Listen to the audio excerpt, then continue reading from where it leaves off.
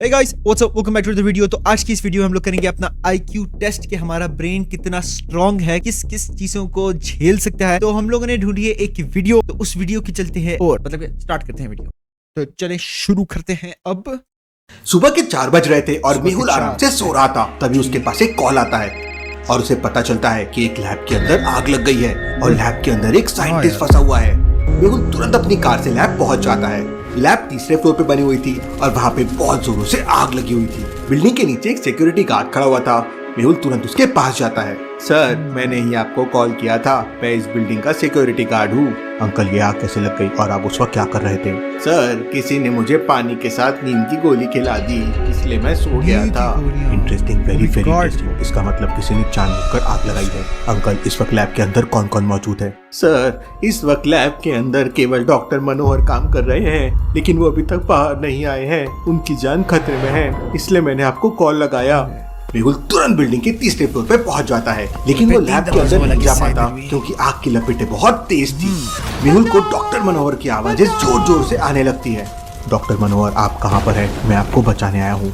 तभी लैब के अंदर से डॉक्टर मनोहर के चिल्लाने की आवाज आती है, बचाओ बचाओ। मुझे कैसे भी करके लैब के अंदर जाना होगा, डॉक्टर मनोहर की जान खतरे में है। मेहुल को सामने 3 रास्ते दिखाई देते हैं जिससे वो लैब के अंदर जा सकता है। लॉजिकल आदमी क्या बता सकते हैं मेहुल तीनों में से कौन सा रास्ता ले सकता है? सोचिए सोचिए। हाँ, तो पहले दरवाजा आग थोड़ी मतलब कि माइल्ड सी आग लगी है, दूसरे दरवाजे में शदीद किस्म की आग लगी है और तीसरे दरवाजे में मतलब कि ना होने के बराबर आग लगी है। मतलब बंदा जा सकता है अगर भागता हुआ अंदर घुसे। तो जहां तक मुझे लग रहा है वो है ऑप्शन सी ही निकलना चाहिए। ये बाकी दो तो निकल सकते नहीं।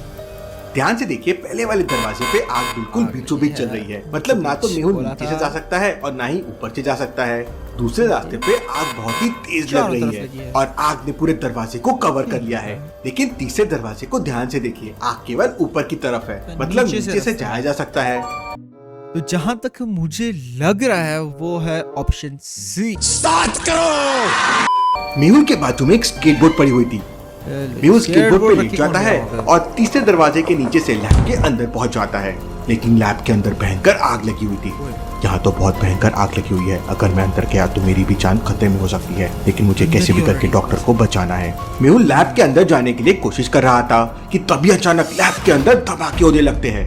आग केमिकल्स तक पहुंच चुकी थी तो धमाके बढ़ जाते हैं।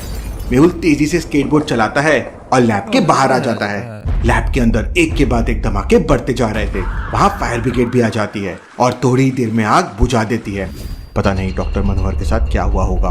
मेहुल तुरंत लैब के अंदर जाता है, लेकिन सारी लैब जल चुकी थी और डॉक्टर मनोहर की डेथ हो गई थी। मेहुल डॉक्टर मनोहर की डेड बॉडी को अच्छी तरह से चेक करता है, लेकिन उसे कोई सबूत नहीं मिलता। मेरी आंखों के सामने डॉक्टर मनोहर जलकर मर गए, मैं खूनी को बिल्कुल नहीं छोड़ूंगा। थोड़ी देर बाद उस बिल्डिंग का मैनेजर वहाँ आ जाता है। मैनेजर, मुझे सच सच बताओ, डॉक्टर मनोहर को किसने मारा है? सर, मुझे नहीं पता सर, केवल गिने चुने लोगों को ही पता था कि डॉक्टर मनोहर सुबह सुबह लैब के अंदर आते हैं। खूनी को पता था कि डॉक्टर मनोहर सुबह के 4 बजे लैब के अंदर अपना काम कर रहे होंगे, इसलिए उसने लैब में आग लगा दी। मेहुल सीसीटीवी फुटेजेस चेक करता है। आग लगने के बाद कैमरा जल चुका था, इसलिए उसके बाद के फुटेजेस अवेलेबल नहीं थे। लेकिन ठीक 4 बजे जब मनोहर लैब के अंदर आए थे, उसका एक सीसीटीवी फुटेज मेहुल को मिल जाता है। इसके बाद मेहुल कल के फुटेजेस चेक करता है तो वहाँ मेहुल को एक क्लू मिल जाता है। चकल आदमी, क्या आप इन दोनों फुटेजेस को देख के बता सकते हैं मेहुल को क्या क्लू मिल गया? सोचिए सोचिए। एक ही क्लू मिल रहा है, वो है क्या बोलते हैं, फायर एक्सटिंग्विशर। एक ही फर्क है बस, और और कोई खास फर्क नहीं है, सिर्फ एक ही है। दोनों फुटेजेस को ध्यान से देखिए। कल रात तक लैब के अंदर दीवार पर एंटी फायर वाला सिलेंडर रखा हुआ था, लेकिन आज सुबह 4 बजे वाले फुटेज में वो नहीं है। इसका मतलब खूनी ने जानबूझकर सिलेंडर हटा दिया ताकि डॉक्टर मनोहर किसी भी तरह आग पर काबू न पा सके। लेकिन डॉक्टर मनोहर ने आग लगने के बाद भागने की कोशिश क्यों नहीं की? वो लैब के अंदर ही क्यों फंस गए? अपने सवालों का जवाब जानने के लिए मेहुल लैब के अंदर तलाशी लेने लगता है। काफी देर तक छानबीन करने के बाद मेहुल समझ जाता है कि आग लगने के बाद डॉक्टर मनोहर लैब से बाहर क्यों नहीं भागा था। लॉजिकल आदमी, क्या आप ध्यान से सारी चीजों को ऑब्जर्व करके ये बता सकते हैं? तो ये बंधा हुआ था उसके साथ। सोचिए सोचिए। ठीक है, साफ नजर आ रहा है यार। इसको कौन टाइम लेता है?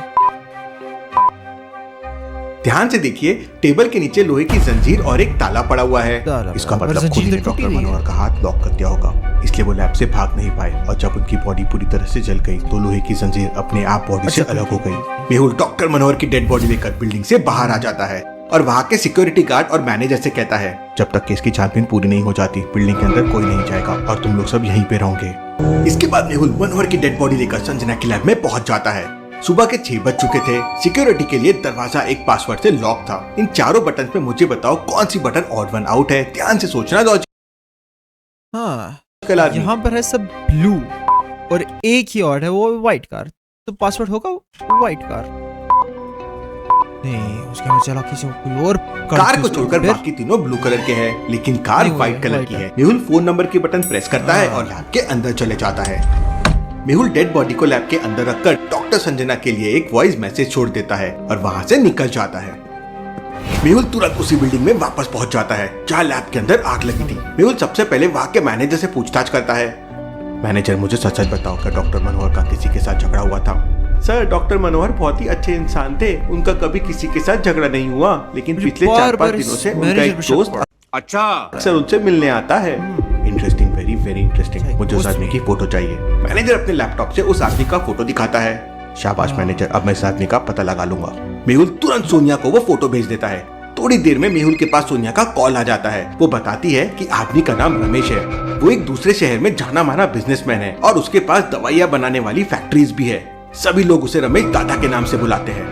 लगता है रमेश दादा से पूछताछ करने के लिए दूसरे शहर जाना ही होगा। मेहुल तुरंत अपनी कार से शहर के लिए निकल पड़ता है। मेहुल के शहर से रमेश दादा के शहर तक जाने के लिए 3 रास्ते थे। पहला रास्ता मेन हाईवे से होकर जाता है, लेकिन रास्ता काफी लंबा है। दूसरा रास्ता एक तालाब के बगल से होकर जाता है। ये सबसे शॉर्टकट रास्ता है, लेकिन तालाब में बहुत सारे क्रोकोडाइल्स रहते हैं जो अक्सर सड़क पे आके बैठ जाते हैं। तीसरा रास्ता जंगल से होकर जाता है, लेकिन इस समय जंगल में बहुत सारे डाकू रहते हैं। लॉजिकल आदमी क्या बता सकते हैं कौन सा रास्ता मेहुल ले सकता है? सोचिए सोचिए। अगर रास्ता वो ले सकता है वो है बी, क्योंकि क्रोकोडाइल होते हैं साइड पे होंगे, रोड के ऊपर थोड़ी ना। अगर रोड के ऊपर भी तो उस साइड से निकल सकता है। ए लंबा पड़ जाएगा और वैसे टाइम की शॉर्टेज तो है नहीं, तो ए भी ले सकता है। सी ले नहीं सकता क्योंकि वो डाकू है वहां पर। तो जहां तक मुझे लग रहा है वो चूज करेगा ए, क्योंकि वो खतरा तो मोल लेगा नहीं और टाइम की शॉर्टेज भी नहीं है, तो ए। वैसे तो जंगल वाला रास्ता मेहुल बिल्कुल नहीं लेगा, क्योंकि वहाँ डाकू है और इस समय वो एक दूसरे केस में है। अलग लफड़े में क्यों पड़ना चाहेगा? पहला रास्ता भी गुड है, लेकिन दूसरा रास्ता तो शॉर्टकट है और मेहुल ने इस वक्त स्वेटर पहन रखा है, मतलब बाहर बहुत ठंडी होगी। और इतनी ठंडी में सुबह सुबह क्रोकोडाइल तालाब के बाहर नहीं आएंगे, क्योंकि सुबह सुबह क्या बकवास। तालाब का पानी गर्म रहता है, इसलिए सारे क्रोकोडाइल्स पानी के अंदर होंगे, तो रास्ता बिल्कुल साफ होगा। मेहुल तालाब के बगल वाले रास्ते से दूसरे शहर में पहुंच जाता है। मेहुल दूसरे शहर में जाते ही सबसे पहले रमेश दादा की दवाई वाली फैक्ट्री में पहुंच जाता है। मेहुल फैक्ट्री के बाहर अपनी गाड़ी खड़ी कर देता है और अपने कपड़े बदल लेता है ताकि कोई उसे पहचान ना सके। मेहुल दूसरे कपड़े पहन के शक्ल तो हुई है उसकी, जैकेट उतारने से कोई नहीं पहचानता। तो फैक्ट्री के बाहर 2 बॉडीगार्ड खड़े हुए थे, वो उसे रोक लेते हैं। मैं रमेश दादा का आदमी हूँ, मुझे रमेश दादा ने भेजा है। रमेश दादा का नाम सुनते ही सिक्योरिटी गार्ड मेहुल को फैक्ट्री के अंदर एंट्री दे देते हैं। फैक्ट्री के अंदर का नजारा देख मेहुल हैरान रह जाता है। Interesting, very very interesting. इसका मतलब रमेश दादा डुप्लीकेट दवाइयां बनाकर बेचता है। मेहुल आराम से फैक्ट्री के बाहर आ जाता है और फिर रमेश दादा को कॉल करता है। रमेश दादा, मुझे 5 करोड़ की डुप्लीकेट दवाइयां चाहिए, मैं तुम्हारी फैक्ट्री के बाहर खड़ा हुआ हूँ। 10 मिनट के अंदर रमेश दादा फैक्ट्री के बाहर पहुंच जाता है। मेहुल उसे पकड़ लेता है और पुलिस को कॉल कर देता है। पुलिस फैक्ट्री पे छापा भी मार देती है। रमेश दादा, सच बताओ, तुम डॉक्टर मनोहर से मिलने क्यों गए थे? तो रमेश दादा बताता है कि डॉक्टर मनोहर के पास एक बहुत ही अच्छा फॉर्मूला था, जिसकी मदद से बहुत ही कम लागत में डुप्लीकेट दवाइयां तैयार की जा सकती थी और उन दवाइयों की कीमत मार्केट में लाखों में होती थी। लेकिन डॉक्टर मनोहर ने वो फॉर्मूला उसे नहीं दिया, इसलिए उसने लैब के अंदर आग लगवा दी।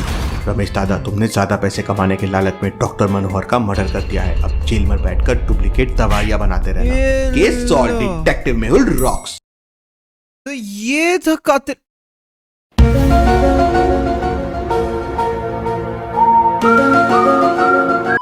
मुझे लगा पता नहीं कहां से कहां मिस्ट्री शिस्ट्री आएगी, इसके अंदर कौन सा आईक्यू टेस्ट मारा है मैंने।